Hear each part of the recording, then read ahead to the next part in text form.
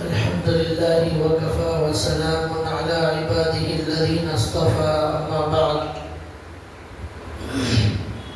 فأعوذ بالله من الشيطان الرجيم بسم الله الرحمن الرحيم يا أيها الذين آمنوا إذا ناجيتم الرسول فقدموا بين يدي نجواكم صدقة ذلك خير لكم وأطهر فإن لم تجدوا فإن الله غفور رحيم رب اشرح لي صدري ويسر لي أمري واحلل عقدة من لساني يفقهوا قولي سبحانك لا علم لنا إلا ما علمتنا إنك أنت العليم الحكيم اللهم صل على محمد في أول كلامنا اللهم صل على محمد في أوسط كلامنا اللهم صل على محمد في آخر كلامنا صدق الله العظيم.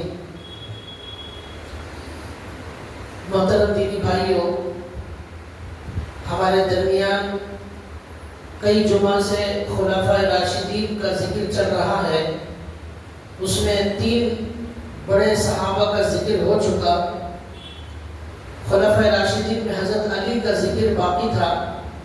آج آپ کے سامنے آج کے اور آئندہ جمعہ میں انشاءاللہ حضرت علی رضی اللہ تعالیٰ عنہ کی زندگی اور ان کی سیرت سے متعلق کچھ اہم باتیں اور اہم واقعات بتائی جائیں گی جس سے ہمارا ایمان تازہ ہوگا. حضرت علی رضی اللہ تعالیٰ عنہ اور تمام صحابہ اکرام کے بارے میں تمام اولیاء اللہ علماء یہ کہتے ہیں کہ صحابہ کا ذکر سننے سے ہمارا ایمان تازہ ہوتا ہے اور ہماری زندگی کے اندر بہت سارے ایسے سوالات ہیں جن کا جواب ہمیں صحابہ کی زندگی سے ملتا ہے. تو حضرت علی بھی ایک ایسے ہی بہت بڑے عظیم صحابی ہیں. ان کی زندگی کے بہت بڑے بڑے مختلف کارنامے ہیں. ان کی زندگی اور سیرت کو ہم 2 حصوں میں تقسیم کریں گے. پہلا حصہ ان کے خلیفہ بننے تک کا ہے. خلیفہ بننے کے بعد ان کی ایک الگ دوسری زندگی ہے، اس کو ہم اس کے بعد بیان کریں گے. خلیفہ بننے تک کے کچھ اہم واقعات، پوری تفصیل تو بیان نہیں کی جا سکتی، کچھ اہم واقعات ہمارے اس تھوڑے سے وقت میں ہم بیان کریں گے. حضرت علی رضی اللہ تعالیٰ عنہ ہمارے نبی صلی اللہ علیہ وسلم کے چچا ابو طالب، جن کو ایمان کی توفیق نہیں ملی، ان کے بیٹے حضرت علی رضی اللہ تعالیٰ عنہ ہیں. اسی لیے حضرت علی کا نام ہے علی بن ابی طالب. تو یہ ابو طالب کے بیٹے تھے. لیکن حضرت ابو طالب کے بچے بہت سارے اولاد تھے. تو ہمارے نبی محمد صلی اللہ علیہ وسلم نے ایک مرتبہ حضرت عباس رضی اللہ تعالیٰ عنہ سے کہا کہ ابو طالب کے بچوں میں سے کچھ بچوں کو ہم پرورش کے لیے لے لیں گے تاکہ ان کے اوپر زیادہ بوجھ نہ ہو، ان کو تھوڑی آسانی مل جائے. ہم ان کے بچوں کو لے لیں گے، ہم ان کا خرچہ اٹھا لیں گے، ہمارے گھر میں ہم پرورش کر لیں گے تو ان کو تھوڑی آسانی ہو جائے گی. تو حضرت عباس رضی اللہ تعالیٰ عنہ اور ہمارے نبی دونوں ابو طالب کے گھر گئے اور جا کر ان سے یہ درخواست کی. تو انہوں نے کہا ٹھیک ہے، اگر لے جانا ہے تو علی کو لے جاؤ اور عقیل کو لے جاؤ. تو حضرت عباس رضی اللہ تعالیٰ عنہ حضرت عقیل کو اپنی پرورش میں لے گئے اور ہمارے نبی محمد صلی اللہ علیہ وسلم نے حضرت علی رضی اللہ تعالیٰ عنہ کو اپنی پرورش میں لے لیا. تو اس طرح بچپن ہی سے حضرت علی رضی اللہ تعالیٰ عنہ اللہ کے نبی صلی اللہ علیہ وسلم کے ساتھ رہنے لگے، اللہ کے نبی کی پرورش میں رہنے لگے، اللہ کے نبی کی سرپرستی میں بڑے ہونے لگے. اللہ کے نبی صلی اللہ علیہ وسلم کے ساتھ گھر میں اٹھنا بیٹھنا کھانا پینا سونا سب ہوتا تھا.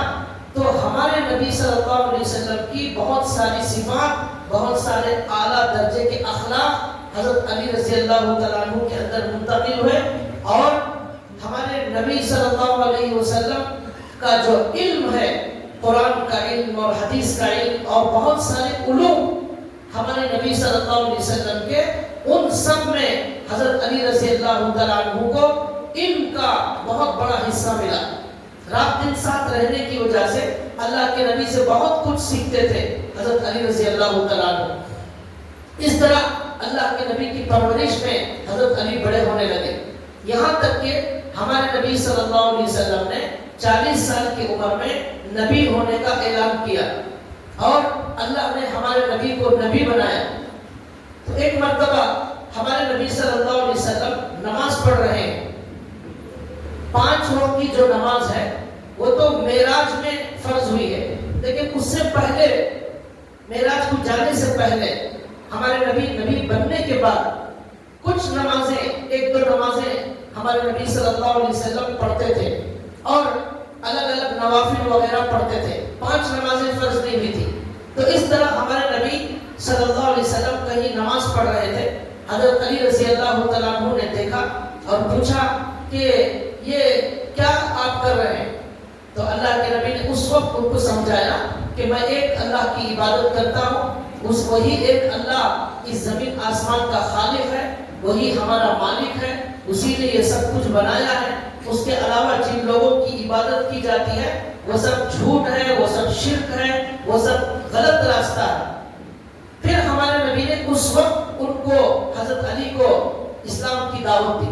तो हजरत अली रज़ी अल्लाह तआला अन्हु छोटे थे, उन्होंने कहा या रसूल अल्लाह, मैं मेरे अब्बा अबू तालिब को पूछकर इसका जवाब दूंगा इस्लाम लाने के बारे में। तो हमारे नबी ने कहा नहीं, वालिद को मशवरा करने की जरूरत नहीं है, इसलिए कि मैं नहीं चाहता कि अभी पूरे मक्के में ऐलान हो जाए, अभी मुझे ऐलान करने का हुक्म नहीं हुआ है, मैं अभी इसे मख्फी रखना चाहता हूँ। इसलिए अगर तुम गौर करो, तुम्हारा दिल चाहे तो इस्लाम लाओ, वरना खामोश रहो। एक दिन के बाद हजरत अली रज़ी अल्लाह तआला अन्हु ने आकर हमारे नबी से कहा या रसूल अल्लाह, अब मुझे किसी से मशवरे की जरूरत नहीं है, मैं खुद आपको सच्चा नबी मानता हूँ और मैं एक अल्लाह पर ईमान लाता हूँ, कलमा पढ़कर मुसलमान हो गए। लिखा है कि कम उम्र लोगों में पहले इस्लाम लाने वाले हजरत अली रज़ी अल्लाह तआला अन्हु, औरतों में सबसे पहले इस्लाम लाने वाली हजरत खदीजतुल कुबरा रज़ी अल्लाह तआला अन्हा है। तो इस तरह बचपन में कम उम्र लोगों में हजरत अली पहले इस्लाम लाए और हमारे नबी सल्लल्लाहु अलैहि वसल्लम के साथ नमाज पढ़ने लगे और उसी वक्त से कुरान करीम याद करने लगे, आयतों को समझने लगे, हदीसों को याद करने लगे। बचपन से ही बहुत सारा इल्म उन्होंने हासिल किया। चुनांचे इस तरह रात दिन उनका यही काम था कि अल्लाह के नबी सल्लल्लाहु अलैहि वसल्लम के साथ रहकर इल्म दीन हासिल करते और अल्लाह के नबी का साथ देते, अल्लाह के नबी की खिदमत करते, अल्लाह के नबी के साथ आना जाना, इस तरह उनकी जिंदगी चलती रही। एक मरतबा हजरत अली रज़ी अल्लाह तआला अन्हु नमाज पढ़ रहे थे, उनके वालिद अबू तालिब ने उनको देख लिया, कहा कि ये क्या तुम कर रहे हो? तो हजरत अली ने कहा कि मैं मुसलमान हो चुका हूँ और मैं मोहम्मद रसूलुल्लाह सल्लल्लाहु अलैहि वसल्लम पर ईमान ला चुका हूँ, वो आखिरी रसूल है, उनको अल्लाह ने आखिरी रसूल बनाया। तो अबू तालिब ने कहा ठीक है, वो तुम्हें सही रास्ता बता रहे, उनकी मदद करते रहना, उनका साथ देना और उनके साथ रहना, ये उनके वालिद ने ताकीद की। खुद ईमान नहीं लाए अबू तालिब, लेकिन जब तक वो जिंदा थे हमारे नबी सल्लल्लाहु अलैहि वसल्लम की बराबर खिदमत करते थे और दुश्मनों के मुकाबले में हजरत अबू तालिब खड़े हुए थे चट्टान की तरह। और जब तक वो जिंदा थे कोई भी काफिर और दुश्मन हमारे नबी को तकलीफ देने की हिम्मत नहीं करता था। बहरहाल इस तरह ये चलती रही जिंदगी, यहाँ तक के वक्त ऐसा आया कि हमारे नबी सल्लल्लाहु अलैहि वसल्लम के 13 साल मक्के में गुजर गए। तो उस वक्त हमारे नबी 13 साल दीन की दावत देने में मशगूल रहे। एक मर्तबा कुरान करीम की आयत नाजिल हुई, वअन्ज़िर अशीरतकल अक़रबीन, ऐ नबी आप अपने करीबी रिश्तेदारों को दीन की दावत दीजिए। अल्लाह के नबी ने हम अल्लाह के नबी के खानदान के बहुत बड़े बड़े लोगों को जमा किया और जमा करके एक दावत की और उस दावत के अंदर भी बहुत मुख्तसर थोड़ा सा गोश्त मंगाया, एक प्याला दूध मंगाया और दावत जो खाने के लिए लोग आए थे वो तकरीबन 70 के करीब थे। لیکن جو کھانے جو انتظام کیا گیا تھا وہ 1-2 لوگوں کا تھا. اب اللہ کے نبی نے کہا وہ کھانا جب بن گیا, اللہ کے نبی نے اپنے ہاتھ سے بسم اللہ پڑھ کر اس کھانے کو دینا شروع کیا.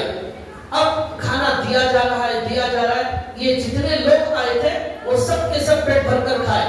اس کے اندر بکری کے پائے وغیرہ پکائے گئے تھے. سارے لوگوں نے پیٹ بھر کر کھا لیا. پھر اللہ کے نبی نے دودھ دیا.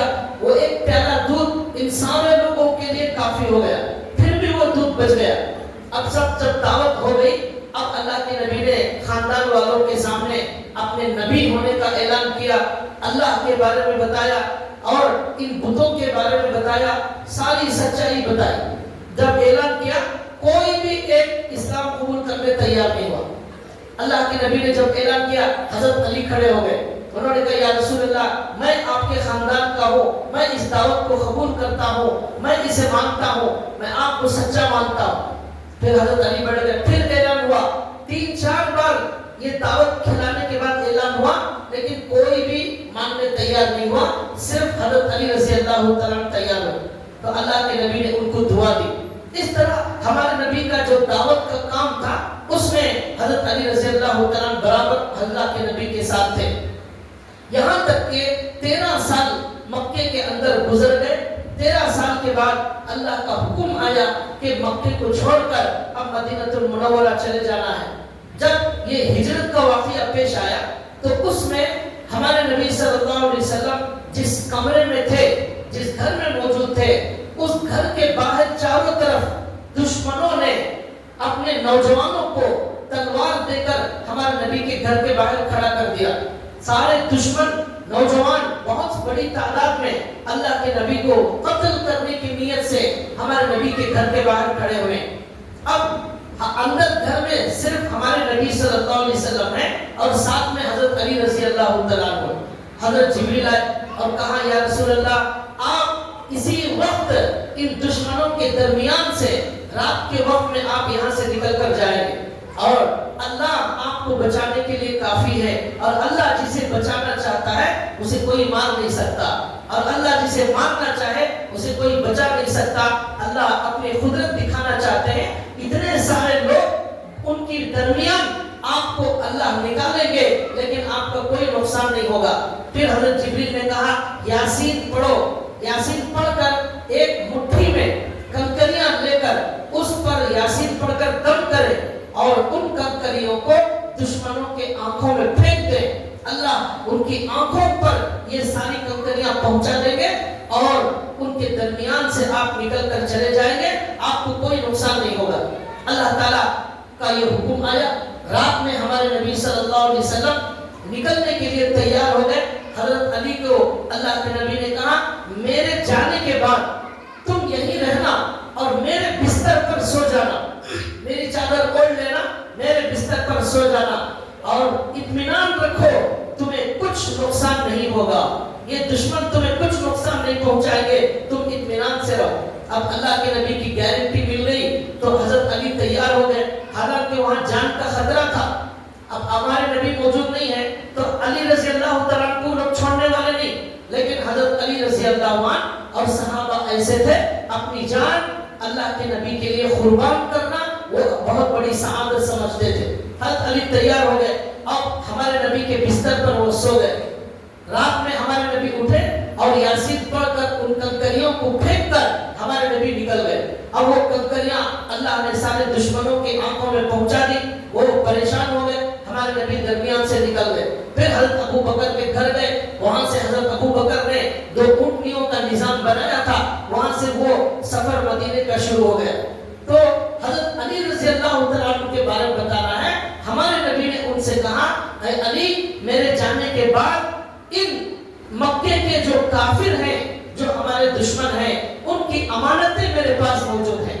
یہ دشمن ہمارے نبی کی جان لینا چاہتے ہیں اور ہمارے نبی ان کی امانت واپس کرنے کی فکر کر رہے ہیں. اور ہمارے نبی نے کہا فلاں فلاں ان بڑے بڑے کافروں کی دشمنوں کی امانتیں میرے پاس ہیں, ان کا نام یہ ہے, یہ ان کی امانت ہے, تم یہاں مکے میں رہو اور یہ ساری امانتیں پہنچانے کے بعد تم میرے پاس مدینے میں آ جانا.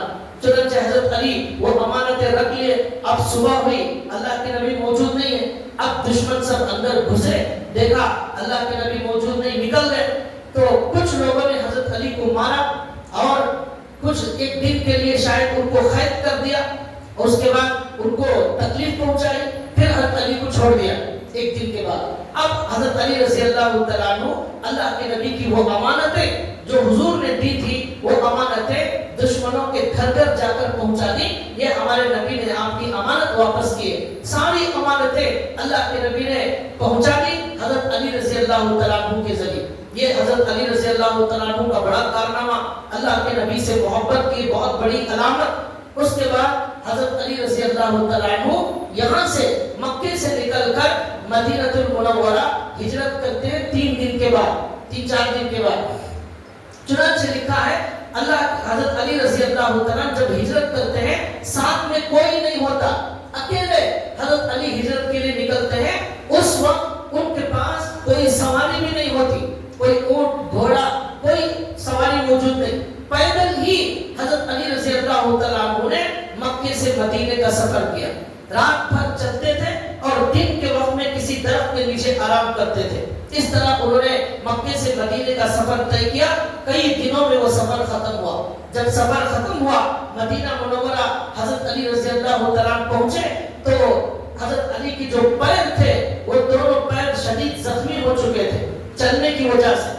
اس طرح تکلیف کے ساتھ یہ ہجرت کا بہت مبارک سفر, جس میں اپنا وطن, اپنا ملک, اپنا گھر بار, اپنا خاندان سب چھوڑ کر اللہ کے نبی کی خدمت میں جا کر مدینہ منورہ کے اندر ہمارے نبی کے ساتھ رہنے لگے. یہ حضرت علی رضی اللہ تعالیٰ عنہ کا بہت بڑا کارنامہ اور ہجرت کے لیے ان کی طرف سے یہ قربانی. اس کے بعد مدینے میں جب حضرت علی رضی اللہ تعالیٰ عنہ چلے گئے, ہمارے نبی صلی اللہ علیہ وسلم کے ساتھ رہنے لگے اور حضرت علی رضی اللہ تعالیٰ عنہ کے ساتھ ہمارے نبی کا خصوصی تعلق تھا اور ہمارے نبی ان سے بڑی محبت کرتے تھے. حضرت علی اللہ کے نبی سے بڑی محبت کرتے تھے, یہاں تک کہ ہمارے نبی صلی اللہ علیہ وسلم نے اسی محبت کی وجہ سے اپنی بیٹی حضرت فاطمہ الزہرا رضی اللہ تعالیٰ عنہ کے ساتھ نکاح کرنے کے لیے داماد کا انتخاب کیا. تو حضرت علی رضی اللہ تعالیٰ عنہ پر ہمارے نبی کی نگاہ ٹک گئی اور ہمارے نبی نے یہ فیصلہ کیا کہ میری بیٹی فاطمہ جو جنت کی عورتوں کی سردار ہے. حضرت فاطمہ کون ہے؟ جنت کی عورتوں کی سردار. ہمارے نبی نے کہا تمام جنت کی عورتوں کی سردار یہ میری بیٹی فاطمہ ہوگی. اور ہمارے نبی اتنے عظیم نبی, سارے نبیوں کے امام, اور بیٹی تمام جنت کی عورتوں کی سردار. اس کے لیے ہمارے نبی کے دل میں تھا کہ اس کا رشتہ کے لیے علی بہت مناسب ہے, لیکن ہمارے نبی نے ظاہر نہیں کیا. ایسا ہوا کہ حضرت ابو بکر صدیق رضی اللہ تعالیٰ عنہ نے ہمارے نبی کو نکاح کا پیغام دیا حضرت فاطمہ سے نکاح کا. وہ یہ سوچتے تھے کہ ہمارے نبی کے داماد بننا یہ بہت بڑی سعادت کی بات ہے, اس لیے نکاح کا پیغام دیا. اس زمانے میں بڑی عمر والے کم عمر والوں سے نکاح کرنا یہ کوئی عیب کی بات, شرم کی بات نہیں تھی. 2-2, 3-3, 4-4 نکاح کرنا یہ بھی کوئی شرم اور عیب کی بات نہیں تھی. بلکہ میں آپ کو بتاؤں تمام کے تمام صحابہ میں صرف 2 یا 4 صحابہ ایسے ہیں جن کی صرف ایک بیوی تھی. بقیہ تمام کے تمام صحابہ ان کی کم سے کم 2 یا 3 یا 4 بیویاں تھیں. اس لیے کہ محلے میں, معاشرے میں اگر کسی کو بھی طلاق ہو گئی تو وہ کسی اور کے نکاح میں چلی جاتی. کسی شوہر کا انتقال ہو گیا وہ بیوہ کو کوئی اور قبول کر لیتا. اس طرح معاشرے میں کوئی بیوہ موجود نہ ہوتی, کوئی مطلقہ موجود نہ ہوتی, کوئی ایسی عورت نہ ہوتی جس کا کوئی سہارا نہ ہو. اب آج ایسا ماحول نہیں ہے. آج کے ہمارے معاشرے میں کیا ہے, ناجائز کام بہت آسان ہے, جائز کام بہت ہی گندا اور بہت برا ہے.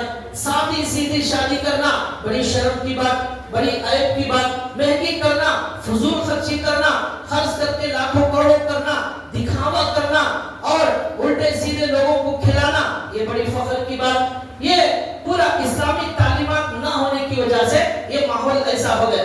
میں آپ کو حضرت فاطمہ اور حضرت علی کے نکاح کی کہانی سنا رہا ہوں. آپ دیکھیے وہ کتنی سادی شادی تھی, کیسی عجیب وہ کیسا عجیب وہ نکاح تھا، اس کے اندر کیا اہتمام کیا گیا. ہمارے نبی جو ساری دنیا میں سب سے افضل اور جنت کی عورتوں کی سردار حضرت فاطمہ کا نکاح حضرت ابو بکر نے پیغام دیا. اللہ کے نبی نے کہا ابھی نہیں، وہ چھوٹی ہے. حضرت عمر نے نکاح کا پیغام دیا. حضرت اللہ کے نبی نے کہا نہیں، وہ ابھی چھوٹی ہے. اس کے بعد ہمارے نبی صلی اللہ علیہ وسلم کے پاس یہ نکاح کا جو پیغام آ رہا تھا، یہ ایک باندی تھی، کام کرنے والی خادمہ باندی، اس کے کان میں یہ بات پڑ گئی کہ حضرت فاطمہ کے لیے نکاح کا پیغام دیا جا رہا ہے. وہ باندی، وہ خادمہ، وہ گھر میں کام کرنے والی باندی بھاگتے بھاگتے حضرت علی کے پاس گئی اور جا کر کہا کہ آپ کو معلوم ہے کہ اللہ کے نبی کے پاس فاطمہ کے لیے رشتہ آ رہا ہے، اور میری رائے یہ ہے آپ بھی جا کر رشتہ مانگو. ہو سکتا ہے اور مجھے یقین ہے کہ اللہ کے نبی آپ کو جو ہے قبول کر لیں گے اور فاطمہ کا نکاح آپ کے ساتھ کر دیں گے. تو حضرت علی نے کہا کہ مجھے تو یہ معلوم نہیں ہے کہ کوئی وہاں نکاح کا پیغام بھیج رہے. اس نے کہا مجھے معلوم ہے، یہ بڑی پکی خبر لائی ہوں، اللہ کے نبی کی خدمت میں اس طرح کا پیغام بھیجا جا رہا ہے، آپ دیر نہ کریں، آپ جلدی جائیں. تو حضرت علی نے کہا میں سوچ رہا ہوں میرے پاس مہر دینے کے لیے کچھ بھی موجود نہیں ہے، کچھ موجود نہیں ہے مہر دینے کے لیے، تو میں نکاح جا کر کیا کروں گا اور کیا مہر دوں گا میں؟ نہ میرے پاس کوئی خاص مکان ہے، یہاں تک کہ میرے گھر میں بستر تک موجود نہیں ہے، میں کیا جا کر نکاح کا پیغام دوں گا، یہ سوچ رہا ہوں. تو اس عورت نے کہا، اس خادمہ نے کہا آپ جا کر پہلے نکاح کا پیغام دیجئے، اور آپ اللہ کے نبی کی پرورش میں ہیں، آپ کے حالات اللہ کے نبی کو معلوم ہے، اور اللہ کے نبی خود انتظام کریں گے، اللہ انتظام کریں گے.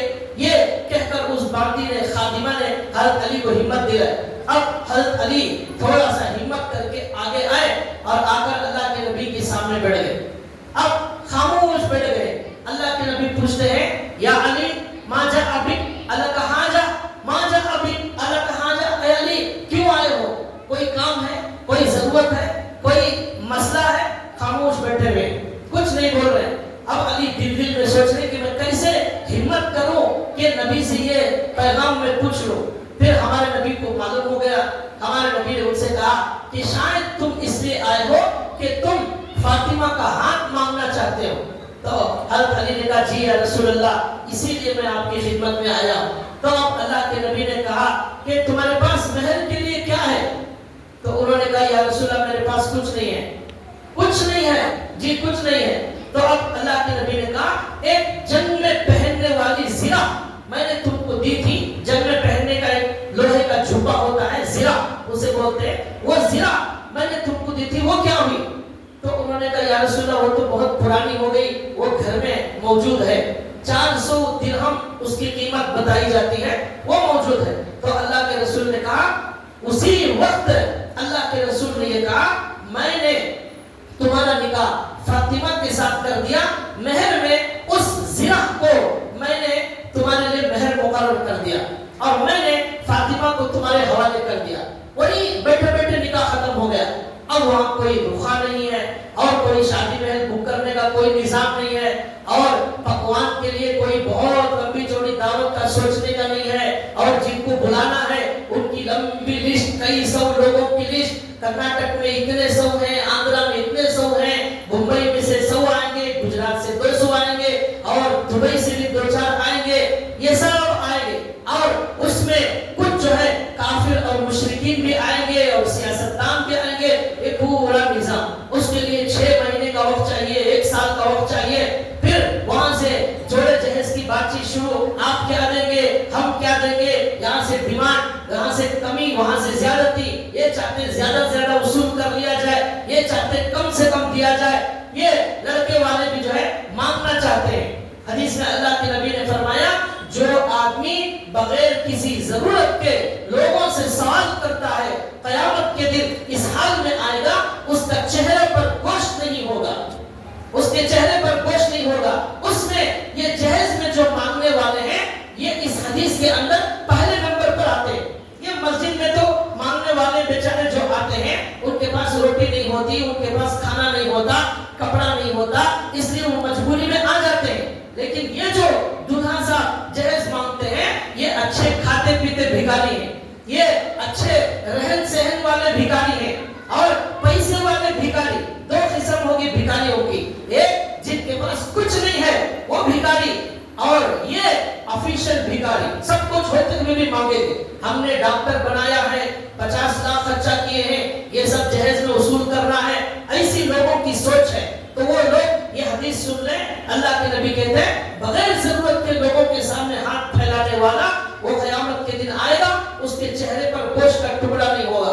इस जहेज की लानत की वजह से आज क्या हुआ, हमारी बहुत सारी लड़कियां वो इंतजार करते करते करते, जहेज के लिए कोई निजाम नहीं था, बाप का इंतकाल हो गया, माँ का इंतकाल हो गया, अब उम्र 30, 35, 40 हो गई, अब कोई रास्ता नजर नहीं आया, वो लड़कियां गैरों के साथ भाग गई।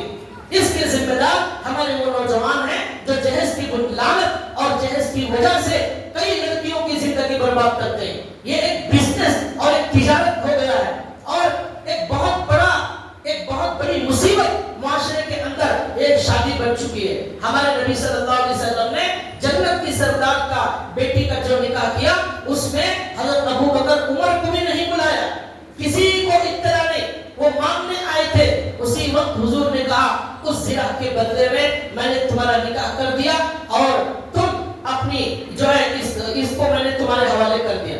वहां निकाह खत्म हो गया। अब हजरत अली गए, वो जिना ले जाकर बाजार में बेची, वो 400 दिरहम लाकर मेहर हवाले कर दिया, और कुछ दिनों के बाद रुखसती का निजाम हुआ।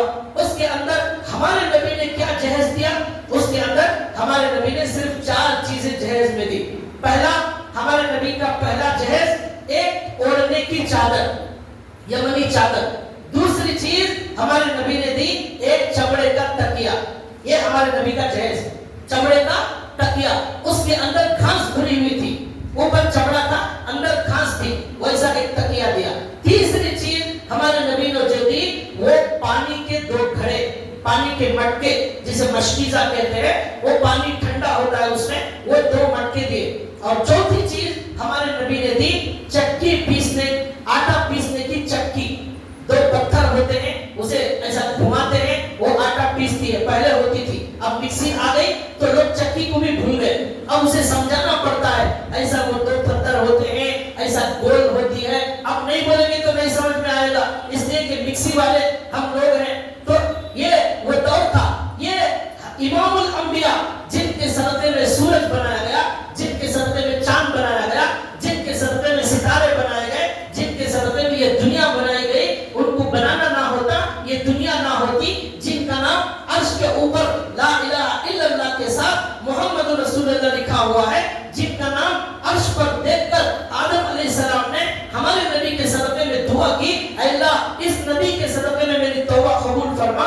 वो नबी जिनको मेराज पर बुलाया गया, वो नबी जिनको मस्जिद अक्सा में इमामत के लिए सारे नबियों को मुख्तदी बनाया गया, वो इमामुल अंबिया, उनकी बेटी का निकाह के अंदर ये सिर्फ 4 चीजें जहेज में देते हैं। अब हमारे निकाहों के अंदर जो जहेज की लिस्ट आती है वो जो है 100-150 चीजों पर मुश्तमिल होती है, और उसके अंदर जरा बराबर कमी हो जाए उस पर लड़ाई झगड़ा होता है। वो लड़ाई झगड़ा जहेज का कई साल चलता है, साल, 2 साल, 4 साल, 5 साल, 10 साल भी चलता है। मुझे एक ऐसा वाकया मालूम हुआ, शादी के तकरीबन 20 साल के बाद जहेज की लड़ाई शुरू हो गई और उसकी वजह से तलाक हो गई, और उसका फायदा उठाकर लड़के ने लड़की वालों से जबरदस्ती जमीन वसूल की। ये चलता रहता है। तो लिहाजा ये सब हमारे नबी सल्लल्लाहु अलैहि वसल्लम के सुन्नत के खिलाफ, शादी के अंदर हमारे नबी ने जो तरीका बताया है वो लड़के को देना पड़ता है, लड़का देने वाला होता है, वो लेने वाला नहीं होता। हमारे नबी ने क्या पूछा हजरत अली से, क्या मेहर में दोगे, क्या है तुम्हारे पास देने के लिए? ये नहीं कहा मैं क्या दूंगा, लड़के को मेहर देना पड़ता है और वलीमा करना पड़ता है। ये वलीमा का खर्च भी लड़के के ऊपर है, लेकिन आज लोगों ने उसे भी लड़की वालों के ऊपर डाल दिया, लड़की वाले भी खर्च देंगे, लड़के वाले भी खर्च देंगे। हालांकि ये जो है हमारे नबी ने ये कहा था, लड़के से कहा था कि आप इसका इंतजाम करें, लेकिन इसके अंदर भी ऐसी जो है हरकतें हो गई, तो ये हमारे निकाह सुन्नत के बिल्कुल खिलाफ हो गए। सुन्नत के खिलाफ वर्जी जहां होगी वहां अल्लाह तबारक व तआला की मदद मुआशरे के अंदर नहीं आती। एक सुन्नत जिंदा करें, 100 शहीदों का सवाब मिलेगा, और एक सुन्नत का जनाजा हमारे घर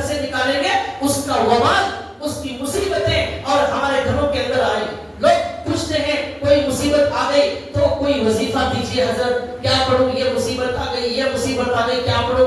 حالانکہ سنت کے جنازے گھروں سے نکالتے اور نمازوں کا کوئی اہتمام نہیں کرتے. یاد رکھیے کوئی صرف وظیفہ پڑھ لینے سے گھر میں برکت نہیں آتی، سنت زندہ کرنے سے گھر میں برکت آتی. ایک آدمی نماز چھوڑتا ہے اور رات دن وظیفہ پڑھتا رہے، اس سے کوئی مسئلہ حل ہونے والا نہیں ہے. سنت کو جو ہے وہ برباد کرتا رہے، رات دن وظیفہ پڑھتا رہے، وہ اللہ کو پسند نہیں آئے گا. اللہ کو پسند کون آئے گا؟ سنت کو زندہ کرنے والا. ہمارے نبی نے کہا یہ 4 چیزیں مہر کے اندر ہمارے نبی نے دی اور کہا یہ لے جاؤ یہ 4 چیزیں، اور حضرت فاطمہ کو ہمارے نبی نے ان کے حوالے کر دیا. اور ہمارے نبی نے کہا کہ دیکھو تم جب رشتہ کرو گے، دنیا والے پیسوں کی وجہ سے رشتہ کرتے ہیں، مال کی وجہ سے رشتہ کرتے ہیں، خاندان اونچا خاندان تلاش کرتے ہیں اور خوبصورتی دیکھتے ہیں، لیکن ہمارے نبی نے کہا فَاصْفَرْ بِذَاتِ الدِّينِ فَاصْفَرْ بِذَاتِ الدِّينِ، دیندار رشتے کو تلاش کرو اور کامیاب ہو جاؤ. فَاصْفَرْ بِذَاتِ الدِّينِ، اس کے پاس دولت ہے یا نہیں ہے، اس کے پاس خوبصورتی ہے یا نہیں ہے، اعلیٰ درجے کا خاندان ہے یا نہیں ہے، یہ مت دیکھو.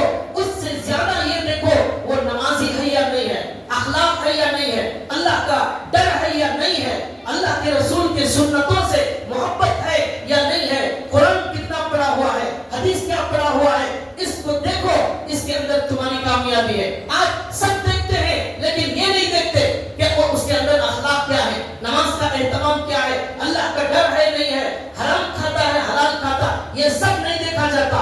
صرف پیسے کتنے ہیں، گھر کیا ہے اور کام کیا ہے، کتنا کماتا ہے، یہ دیکھتے ہیں. ہمارے نبی نے کہا کامیابی چاہیے تو پھر جو ہے آپ کو دینداری دیکھنا پڑے گا، اور اگر آپ نے دینداری نہیں دیکھی تو پھر ایک بہت بڑا فساد، بہت بڑا فتنہ پیدا ہوگا. اسی لیے آج سب کچھ ہونے کے باوجود گھروں میں سکون موجود نہیں، رشتوں میں سکون موجود نہیں، لڑائی جھگڑوں کی بھرمار. جب ہمارے نبی کی خلاف ورزی ہوگی تو زندگیوں سے سکون ختم ہو جائے گا. یہ ہمارے نبی صلی اللہ علیہ وسلم نے ان کا نکاح کیا. حضرت علی کے پاس کچھ موجود نہیں ہے، مہر دینے کے لیے تک کچھ موجود نہیں ہے. لکھا ہے جب فاطمہ رضی اللہ تعالیٰ عنہ لے کر گئے حضرت علی، ان کے گھر میں جو بستر تھا وہ بکرے کا ایک چمڑا تھا، بکرے کا ایک چمڑا جسے صاف کر کے پاک کر کے بچھا لیا جاتا تھا، وہی بستر تھا. اس کے علاوہ کچھ نہیں تھا. اوڑھنے کے لیے جو چادر تھی وہ سر کو ڈھانپ لیا جائے پیر کھل جاتے تھے، پیروں کو چھپا دیا جائے سر کھل جاتا تھا. ایسی چھوٹی ایک چادر تھی ان کے گھر میں اور کچھ موجود نہیں. لیکن ہمارے نبی نے کیا دیکھا؟ حضرت علی کے اندر اللہ کی محبت ہے، اللہ کے رسول کی محبت ہے. رزق دینے والا تو اللہ ہے، رزق دینے والا اللہ ہے. اللہ نے دنیا میں آج تک ہمیں بھوکا نہیں رکھا، کسی کو بھوکا نہیں رکھا. موت تک ہمارے کھانے کی ذمہ داری اللہ نے لے لی ہے. وَمَا مِن دَابَّةٍ فِي الْأَرْضِ إِلَّا عَلَى اللَّهِ رِزْقُهَا، جو بھی جانور جو انسان پیدا ہوتا ہے اس کی رزق کی ذمہ داری اللہ نے لے لی ہے. لیکن یہ بات یہ ہمیں سمجھ میں نہیں آتی، یہ یقین ہمارا موجود نہیں ہے. ہماری بچی کہاں سے کھائے گی اور ہمارا بچی کا کیا ہوگا یہ دیکھا جاتا ہے. تو اللہ کے نبی نے یہ پیغام دیا دینداری کو دیکھو اور کامیاب ہو جاؤ. ایک بستر حضرت علی کے گھر میں چمڑے کا اور چادر چھوٹی سی چادر، یہی گزارا تھا. یہاں تک کہ لکھا ہے شادی کے بعد حضرت علی کے گھر میں تھوڑی بہت پریشانیاں شروع ہو گئی اور بڑی تکلیفوں سے ان کا گزر بسر چلتا تھا. ایک مرتبہ حضرت علی اور فاطمہ کے گھر میں بھوک لگی، کھانے کے لیے کوئی چیز موجود نہیں تھی.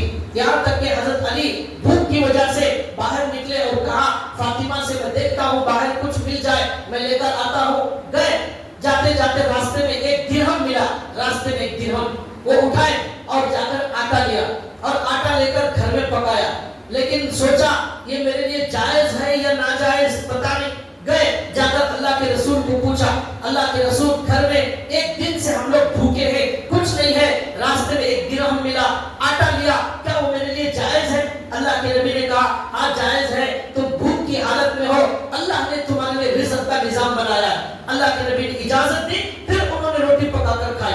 ایسے حالات تھے لیکن دل بڑا مطمئن تھا. آج ہمارے پاس سب کچھ ہے لیکن دل میں اطمینان نہیں ہے، دل میں سکون نہیں ہے. ہر آدمی پریشان، انجینئر کو پوچھو پریشان، ڈاکٹر کو پوچھو پریشان، وکیل کو پوچھو پریشان، 50,000 والا پریشان، 1,00,000 2,00,000 5,00,000 والا 10,00,000 والا سب پریشان.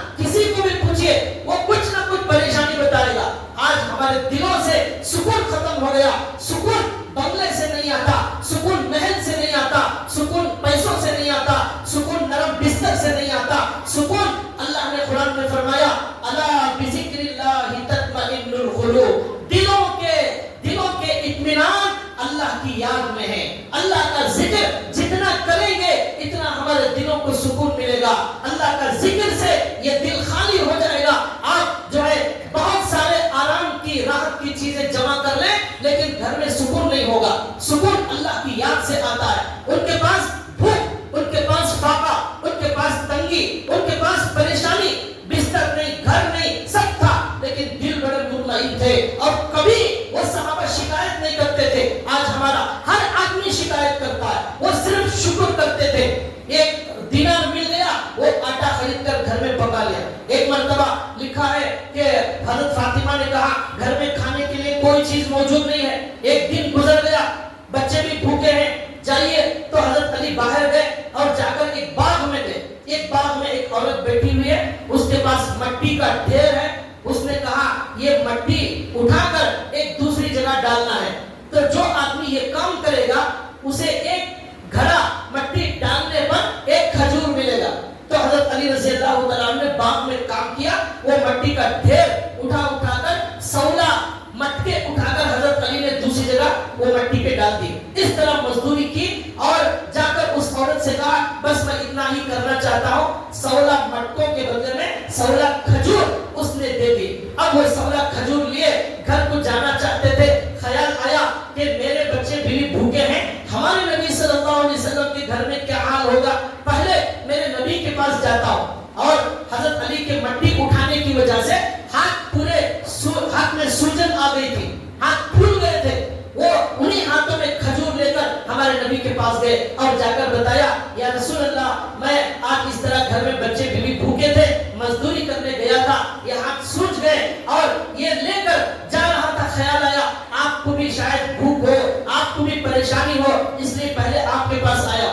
اللہ کے نبی نے دعا دی اور اس میں سے 2-3 کھجور اٹھا کر حضور نے کھا لیے اور بقیہ کہا لے جا کر اپنے گھر میں کھلا. اس طرح تکلیف تھی لیکن دل بڑے مطمئن تھے اور بڑا شکر ادا کرتے تھے. اس طرح ان کی زندگی گزرنے لگی. ایک مرتبہ کا واقعہ ہے، حضرت علی رضی اللہ تعالیٰ عنہ نے دیکھا حضرت فاطمہ کام کرتے کرتے چکی پیسنے کی وجہ سے ہاتھ پھول گئے ہیں، ہاتھوں میں زخم آ رہا ہے.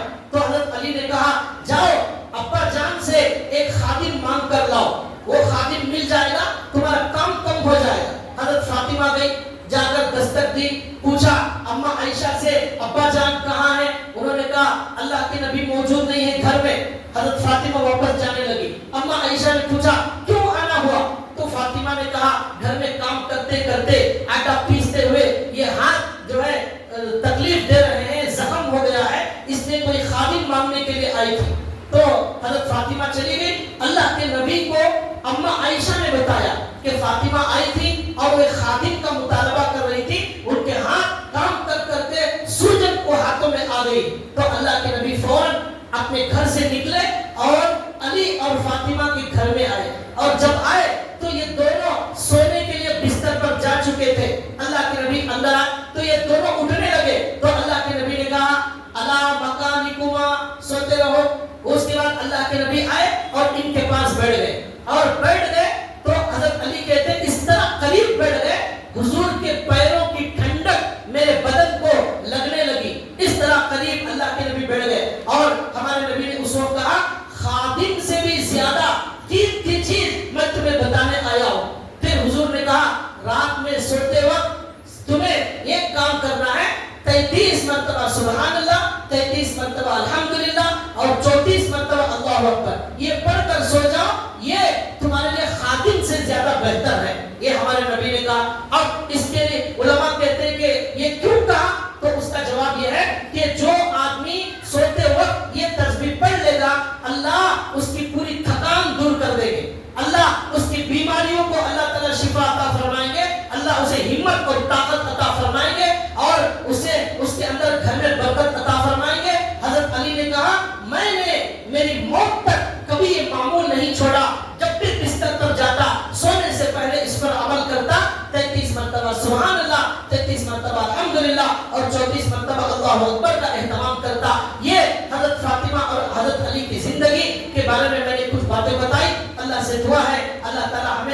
پر عمل کرنے کی توفیق عطا فرمائے. اس سلسلے میں بقیہ باتیں انشاءاللہ پھر آئندہ جمعہ بتائی جائیں گی. وَمَا عَلَيْنَا إِلَّا الْبَلَاغُ.